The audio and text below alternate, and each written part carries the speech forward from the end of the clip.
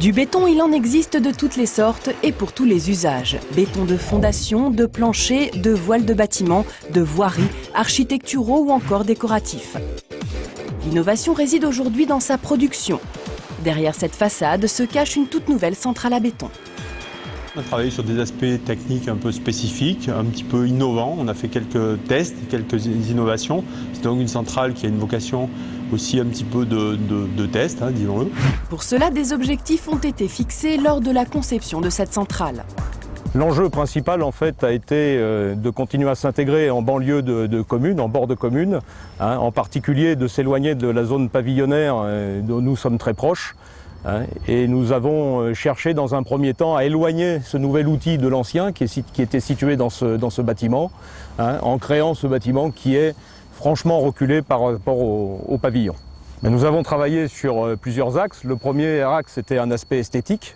Nous sommes attachés ensuite à réduire les nuisances de type sonore en travaillant avec des bardages double pot qui protègent nos voisins.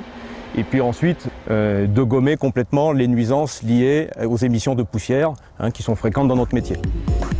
Et pour limiter les émissions de poussière, des filtres ont été installés sur les silos à ciment. Vous êtes devant le filtre de dépotage qui nous permet en fait d'évacuer l'air qui est généré par les camions qui nous approvisionnent en ciment, puisque le transport du ciment se fait de façon pneumatique, et donc le trop-plein d'air apporté dans le silo doit être évacué, et il se fait au travers du filtre, ce qui permet de garder la matière à l'intérieur de la bonbonne et d'évacuer le trop-plein d'air. Deuxième objectif, assurer une gestion optimale de l'eau. Vous avez donc un système de 2 bacs en tête qui permettent de récupérer les eaux de lavage provenant à la fois de la centrale et à la fois des camions malaxeurs quand ils rentrent le soir en fin de journée, et un ensemble de fosses de décantation qui sont donc devant vous, qui permettent de clarifier par simple gravitation l'eau, qui est ensuite repompée ici et réinjectée dans l'installation, à la fois pour assurer le lavage ou pour fabriquer du béton. Grâce à ce système, la centrale a réduit sa consommation d'eau de moitié. Après, les sujets qu'on traite, c'est tous les phénomènes de rétention pour éviter que les produits dits dangereux ou polluants se répandent dans la nature. Donc c'est le cas pour les adjuvants qui sont sur un stockage sur rétention.